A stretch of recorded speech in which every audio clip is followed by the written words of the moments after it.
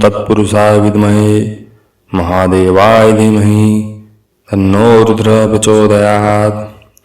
ओम नमः शिवाय, ओम नमः शिवाय, ओम नमः शिवाय, ओम नमः शिवाय। नमस्कार। ज्ञान गुण सागर में आपका स्वागत है। आज हम बात करेंगे भगवान काशी विश्वनाथ महादेव के विषय में। आज हम जानेंगे उनके पौराणिक इतिहास के विषय में। कैसे हुई थी काशी विश्वनाथ भगवान की उत्पत्ति। बंधुओं, भगवान काशी विश्वनाथ की उत्पत्ति वास्तव में सनातन धर्म की उत्पत्ति के विषय में है। जब सृष्टि में कुछ भी नहीं था, सत भी नहीं था, सत भी नहीं था, न प्रकाश था, न ही कोई प्रकाश को देखने वाला था, तब केवल परम ब्रह्म भगवान शिव ही थे। कभी कुछ समय में उस परम ब्रह्म को एक से दो होने की इच्छा हुई। तब उस निराकार शिव ने दो साकार स्वरूप लिए, जिन्हें जगत में शिव और शक्ति नाम से जाना गया।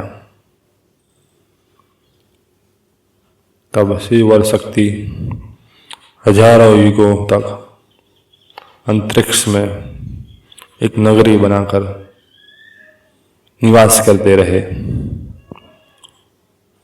उसी नगरी को पुराणों में काशी कहा गया। कुछ युग व्यतीत होने के बाद शिव और शक्ति को फिर से इच्छा हुई कि अब सृष्टि की रचना की जाए। तब भगवान महादेव सदाशिव ने अपने ही अंग से दो परम पुरुष प्रकट किए, जिसमें से एक को पुराणों में ब्रह्मा कहा गया और दूसरे को सर्वव्यापी विष्णु कहा गया। शिव और शक्ति ने उन दोनों को तपस्या करने की आज्ञा प्रदान की। भगवान शिव की बात सुनकर ब्रह्मा जी अंतरिक्ष में तपस्या करने लगे, परंतु भगवान विष्णु ने शिव जी से कहा कि मुझे तपस्या करने के लिए एक स्थान चाहिए, मुझे वो स्थान प्रदान कीजिए। तब भगवान शिव ने अपनी जो नगरी की रचना की थी वह काशी भगवान विष्णु को प्रदान कर दी, और भगवान विष्णु ने उस स्थान पर हजारों युगों तक तपस्या की। हजारों युगों की तपस्या के प्रभाव से भगवान विष्णु के शरीर से प्रचंड जल की उत्पत्ति हुई, और उस जल से पूरी सृष्टि भर गई। उसी जल को क्षीर सागर कहा गया, जिसमें भगवान विष्णु निवास करते हैं, इसलिए उन्हें नारायण भी कहा जाता है।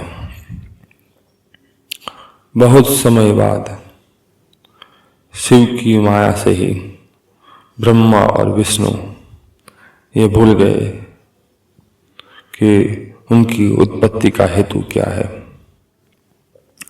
जब ब्रह्मा जी ने विष्णु को देखा तो गर्व से कहा, सृष्टि में मैं प्रथम उत्पन्न हुआ हूँ, इसलिए तुम मुझे प्रणाम करो। मेरे अंदर ही पूरी सृष्टि है। यह सुनकर भगवान विष्णु ने ब्रह्मा जी से कहा,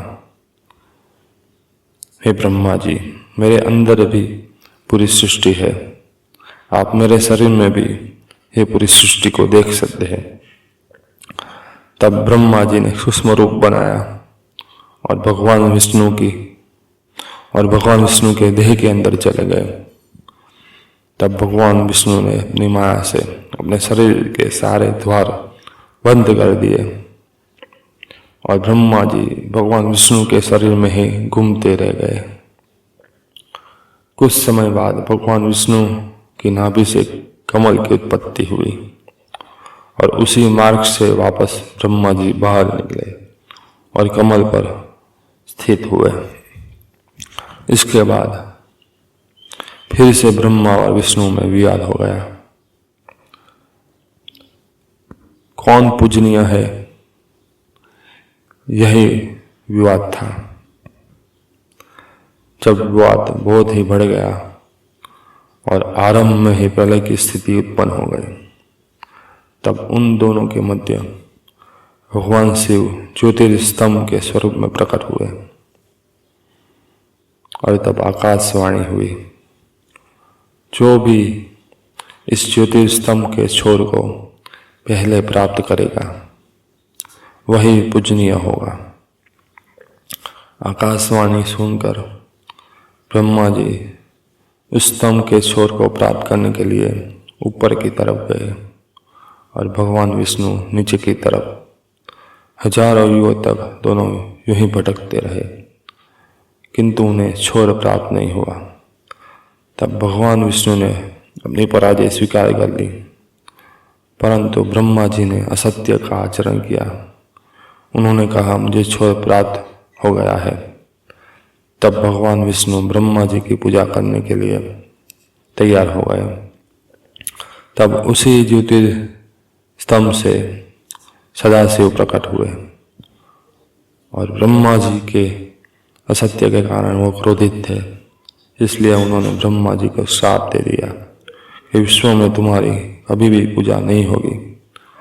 और जो मुख असत्य बोला था, ब्रह्मा जी के जिस मुख से असत्य का आचरण हुआ था, उसी मुख को शिव जी ने अलग कर दिया और शिव जी ने भगवान विष्णु को यह वरदान दिया कि जगत में तुम मेरे समान पूजनीय होंगे। तब भगवान विष्णु ने शिव जी की स्तुति की और उन्हें प्रसन्न किया। तब ब्रह्मा जी ने भी शिव जी की स्तुति की। तब शिव जी ने प्रसन्न होकर ब्रह्मा जी को यह वरदान दिया कि समय आने पर मैं तुम्हारा पुत्र बनकर प्रकट होऊंगा। और इसके बाद भगवान शिव वहां से अंतर्धान हो गए और जो वो ज्योतिर्स्तंभ था वो ज्योतिर्लिंग में परिवर्तित होकर काशी में स्थित हो गया। तो इसी तरह काशी में विश्वनाथ महादेव की उत्पत्ति हुई। मित्रों, ये ज्योतिर्लिंग वह ज्योतिर्लिंग है जो सृष्टि में प्रथम उत्पन्न हुआ था और जिसका प्रथम पूजन भगवान विष्णु और ब्रह्मा जी ने किया था। तो मित्रों, यह कथा थी विश्वनाथ ज्योतिर्लिंग के विषय में।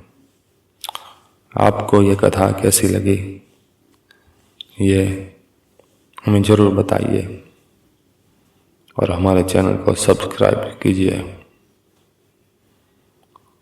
तो फिर मिलेंगे ऐसे ही किसी पौराणिक विषय के बारे में बात करने के लिए। ओम नमः शिवाय। हर हर महादेव।